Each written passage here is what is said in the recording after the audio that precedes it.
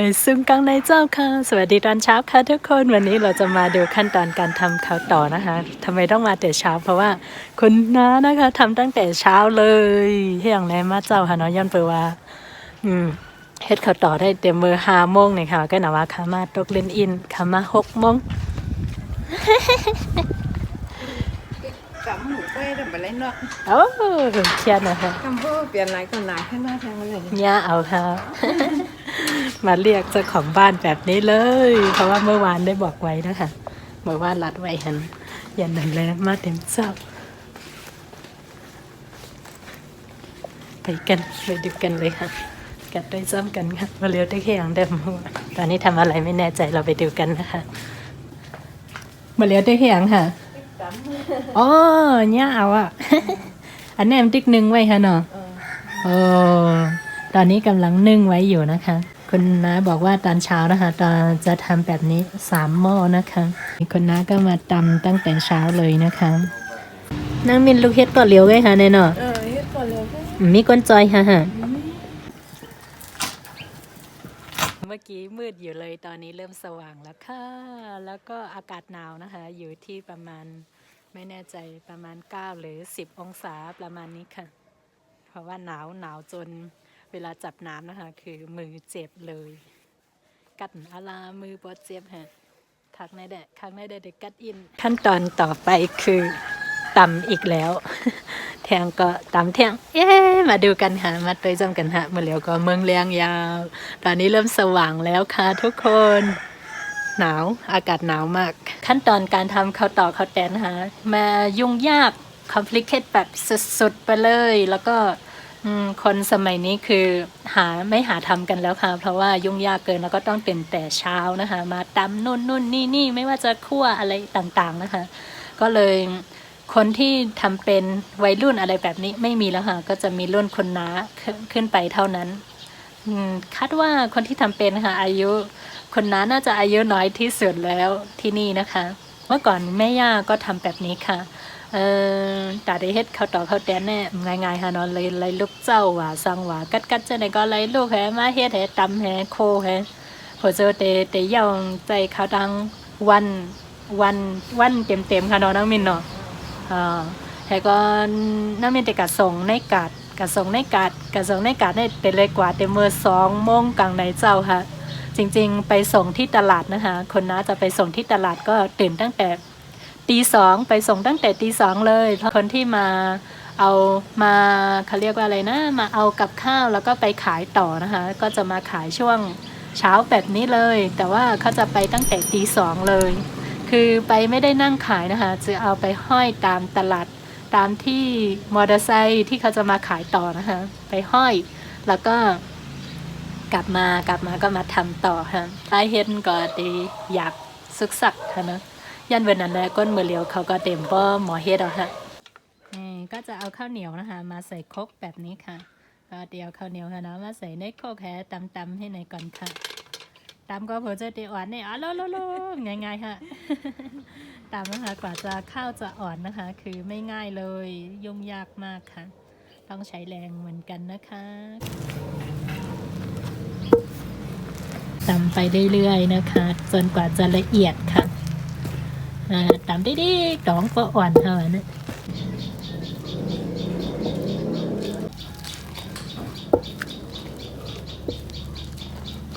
ตำไปสักพักนะคะก็เริ่มอ่อนแล้วนะคะโอ้ต้องตำแบบนี้ต้องใช้แรงแบบนี้เลยทุกคนตอนแรกคิดว่าไม่ใช้แรงแต่ว่าไปมานะคะคือต้องตำแบบนี้เลยตอนนี้ก็มานั่งพิงไฟนะคะเพราะว่าอากาศหนาวมากๆค่ะวันเดียวก็มานั่งอ่อมไฟกระเทียงหนาละจริงๆถ้าหากว่าทำงานนะคะจะไม่หนาวเลยทำนู่นทำนี่เพราะว่าร่างกายเราขยับใช่ไหมคะแต่ถ้าเราอยู่เฉยๆคือจะหนาวมากทุกคนหนาวอิจฉาใช่ไหมคะคนเมืองหนาวจะอิจฉาคนเมืองร้อนคนเมืองร้อนก็จะอิจฉาคนเมืองหนาวก็อิจฉากันไปมาตามภาษามนุษย์ นี่น้ำอ้อยเริ่มละลายแล้วนะคะทุกคนคือถ้าก่อนจะตำด้วยกันนะคะต้องรอให้น้ำอ้อยละลายด้วยกันทั้งหมดก่อนค่ะ กลิ่นน้ำอ้อยหอมมากทุกคนน้ำอ้อยก็เตะให้เตะอ่องให้หน่อยต่อมันก็เจอมดๆเนี่ยค่ะเนาะหอมว่าหอมค่ะกูก็พอได้แล้วนะคะก็จะเอาน้ำอ้อยมาผสมกับข้าวค่ะวันไหลยาก็เอาน้ำอ้อยมาลอกข้าวนี่ค่ะหอมมากทุกคนการทำแบบนี้คือหอมที่สุดเลยหอมเป็นไซป้าไหนป้าเฮ็ดข้าวป้องก่อนเรียบไรเนาะน้องมินเนาะ นี่ อ๋อ เป็นหนาเราเฮ็ดแคบอ่อนแคบอีก แค่อันแค่พี่เดี๋ยวเราขึ้นมาคุ้มให้น้ำแก้วเนาะ เราอ่ะ โอ้น้องมินจ้ำเฮ็ดด้วยอ่ะเฮ็ดขายด้วยอ่ะ เนี่ยอะไรก็ อะไรก็เลยเฮ็ดเนาะ เฮ็ดก่อนลืมเพื่อนเป็นไร ถ้าหากว่ามาทำมาผสมกับน้ำอ้อยนะคะคือต้องคนไปเรื่อยๆคนไปด้วยกันแบบนี้นะคะ จนกว่าน้ำอ้อยกับข้าวนะคะ จะเข้ากัน ก็แล้วก็มาตำอีกทีหนึ่งค่ะเอาค่ะเอาข้าวให้ก็น้ำอ้อยค่ะเนาะมาตำมาล่อกันที่ไหน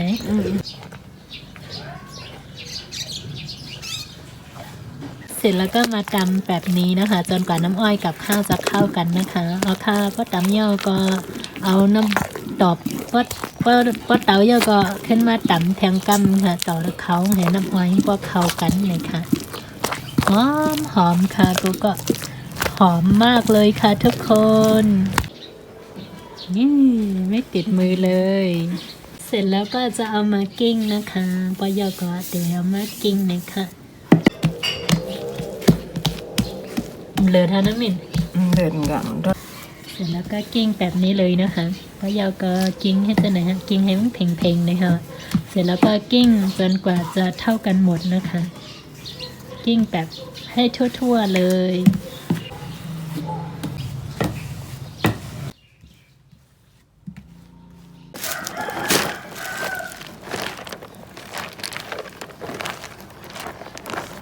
ว้าว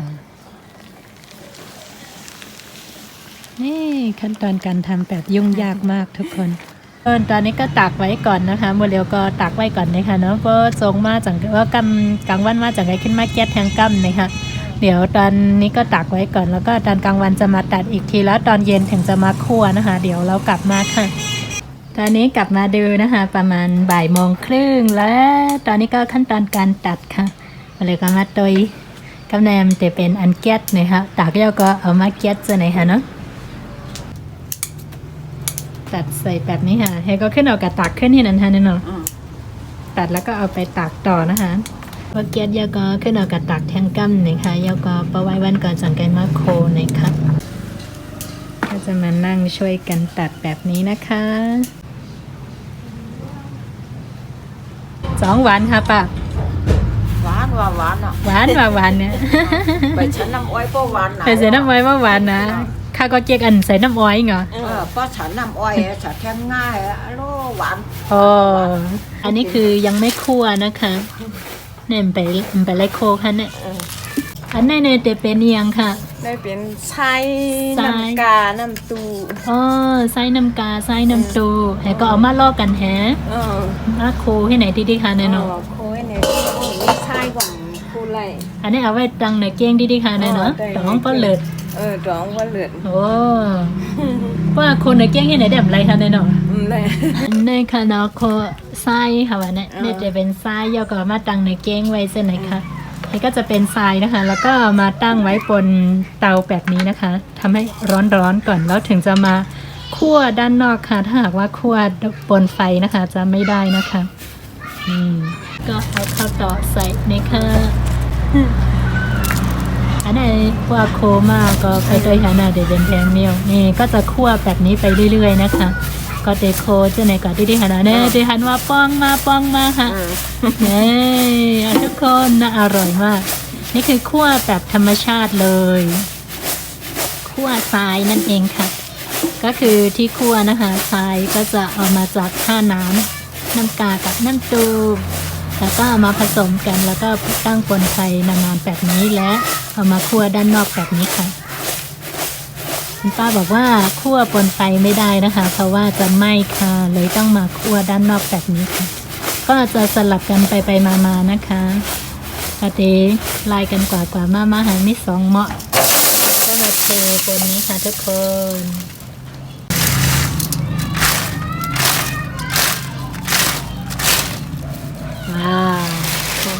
ข็มจ้ะ ก็โคไข่ตั้มเนี่ย ป้าเขาได้กินเต็มวัดทองอ่ะ เต็มวัดทองอ่ะ เมื่อหวานก็เมื่อหวานเนาะ เห็นไหมคะคุณป้ามานั่งดูแล้วก็มานั่งทานส่วนใกล้หมดถุงแล้วนะคะ อร่อยคุณป้าบอกว่าอร่อย นี้นะคะคือข้าวต่อก็จะเป็นตัวแบบนี้เลยค่ะ ก็จะเป็นโต๊ะเจ้าไหนค่ะนี่เป็นข้าวต่อนะคะนี่ไปนอกน้ำออยย่อก็ไปเลยใส่น้ำออยค่ะเนาะมาเร็วแต่ก็ตึกโคก้อยนี่ค่ะย่อก็โคไส้เนี่ยจ่องไส้จับข้าวต่อนี่ค่ะเนาะจับแหอิดค่ะเน่แคมเต้ๆค่ะเนาะย่อก็ป้องหลีเต้ๆค่ะเขาบอกว่าคั่วทรายแล้วทรายจะติดข้าวต่อไหมก็คือไม่ติดนะคะ นี่แต่ว่าสะอาดมากๆเลยค่ะทุกคนอร่อยจิ้มเลยค่ะน้องมิน จุ่มเลย ขอชิมดูเลยนะคะ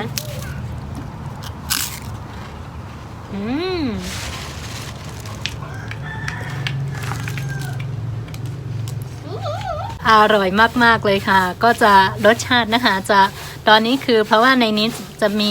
ข้าวหังค่ะก่อน ข้าวเหนียว ข้าวเหนียวเย้าก็ข้าวเหนียวแหน้ำออยล่อกันค่ะเนาะยันเบอร์นันแลก็เตเจมอินค่ะในนี้นะคะก็จะเป็นข้าวเหนียวแล้วก็ผสมกับน้ำอ้อยนะคะ น้ำตาลแดงนี่แหละค่ะก็เลยทำให้หอมน้ำตาลแดงแล้วก็จะอร่อยมากๆอร่อยสำหรับคนที่ไม่ชอบหวานนะคะคือไม่ต้องใส่น้ำอ้อยอีกเลยจริงๆแล้วอันนี้ก็จะเอามาราดน้ำอ้อยอีกทีนึงค่ะเด็กๆก็ในกระเตียวมาเอาน้ำอ้อยมาอ้อยแทงกำค่ะสังเกตเป็นข้าวต่ออันนี้ได้ไปเลยอ้อยก็เปิ้ลหวานเนี่ยเนาะค่ะค่ะได้คำมักเจียมยันเวอร์เจนนั่นแหละในก็หวานเนี่ยเนาะค่ะเนาะอร่อยเห็นไหมคะทุกคนข้างในจะฟองๆแบบนี้เลยค่ะกระเดบป้องๆจะไหนค่ะเนาะหวานเต้ๆค่ะการด่าก้นมักเจียมแต่อันนี้หวานค่ะแบบว่ากรอบแล้วก็นุ่มละลายในปากเลยนะคะแล้วค่ะหวานด่านฮือในหวานเหมือนหวานว่าเข้ากว่าในซบก็เพราะอะไรครอบแฮก็ทำว่าอะไรหายหลายในซบเจนนั่นฮะหวานเต้ๆค่ะหนึ่งวันในเยี่ยวหลายเป็ดค่ะเจนไหน 2 เปียก 2 เป็ดโอ้ นี่นะคะคนน้าบอกว่า1 วันนะคะก็จะทำทั้งหมด2 เป็ดก็คือนี่ใหญ่เป้อเลอเลยดูทุกคนอันนี้คือใหญ่มากๆเลยนะคะในใหญ่เป็ดใจค่ะเนาะ1 วันในเทส2 เป็ดนี่ค่ะว่ะเอาโล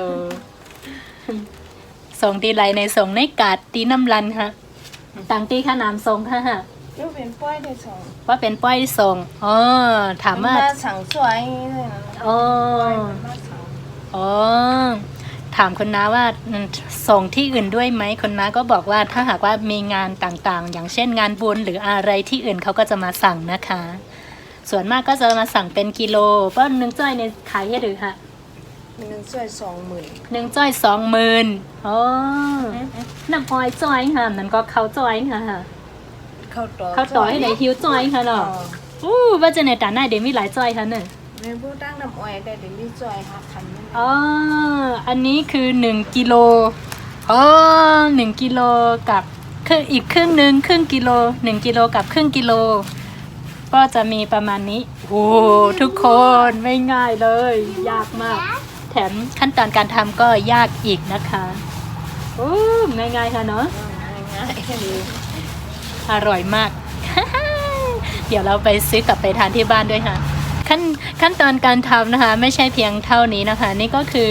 จะเป็นเกือบเสร็จก็คืออันนี้ก็คือต้องไปราดน้ำอ้อยอีกทีนึงค่ะนี่ก็ได้เอาน้ำอ้อยแทงกั้มหนึ่งจากได้เป็นมากเขาต่อนะคะเนาะอร่อยมากๆหวานเปรี้ยวค่ะนั่งกินเต็มวัดถงจังป้าแหมเมอร์แทงกองกัน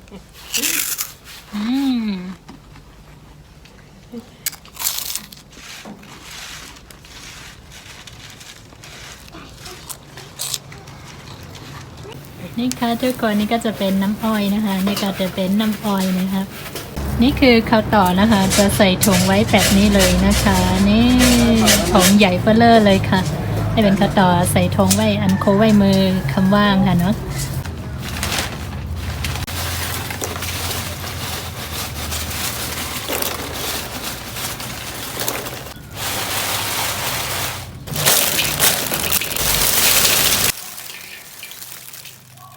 จริงๆต้องช่วยกันเทแบบนี้ถึงจะได้นะคะเดี๋ยวเราจอยกันเตาเดี๋ยวเราจอยกันถอด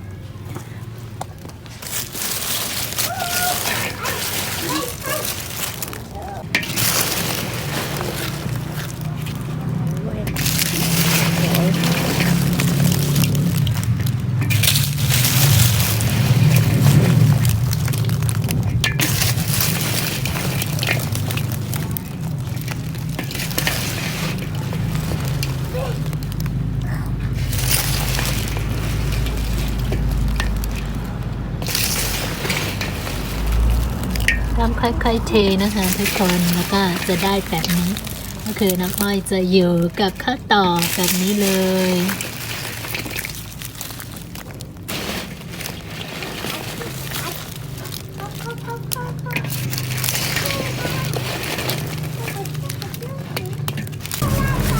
ต่อมานะคะก็จะโรยงาลงไปเลยนะคะแล้วเอางาใส่โลกก่อนค่ะนี่เสร็จแล้วนะคะขั้นตอนการทำข้าวต่อนะคะ หลังจากนี้ก็คือต้องห่ออย่างเดียวค่ะเหลือในก็เยาวค่ะเนาะไล่เฮ็ดข้าวต่อก็เดี๋ยวมันไหนคะเหลือในก็โหลดซอกไข่ก็ส่งในกัดก็เยาวค่ะ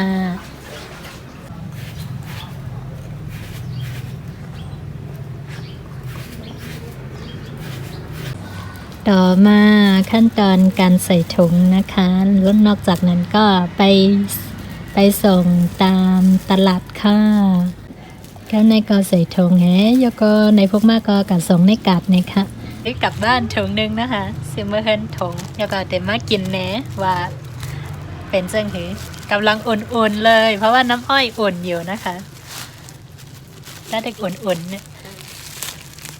เดี๋ยวเรามาชิมดูค่ะเดี๋ยวมาจิ้มแหนว่าเป็นจังหือดูนะคะน้ำอ้อยเน้นๆเลย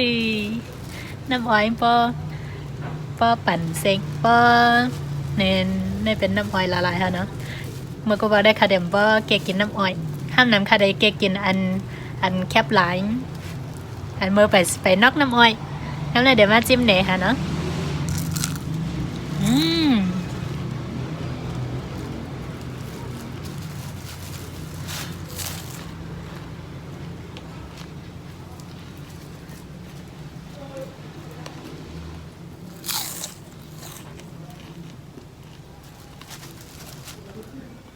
อร่อยทุกคนอร่อยมากเลยไม่พอกินอีกป้อจิ้มแถม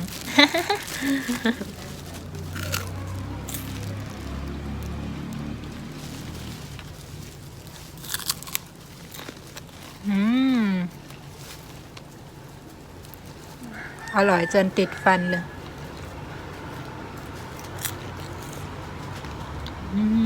หวานจะได้ค่ะมันจะเจมหอมน้ำอ้อย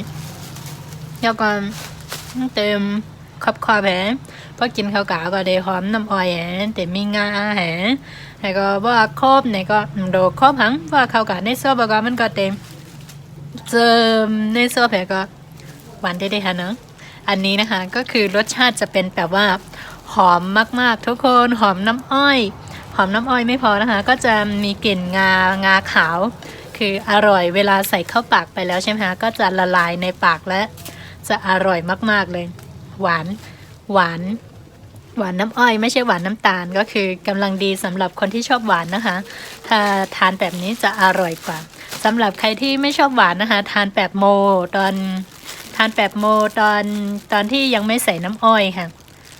แบบนั้นก็อร่อยส่วนโมก็จะชอบแบบไม่ใส่น้ำอ้อยถ้าหากว่าเพราะว่าโมเป็นคนไม่ชอบหวานนั่นเองเดี๋ยวนี้ก็เราเอากลับไปที่บ้านนะคะนี่ก็เอามาเฮินอร่อยมากจังหวานฮะโอ้มากกว่าฮะ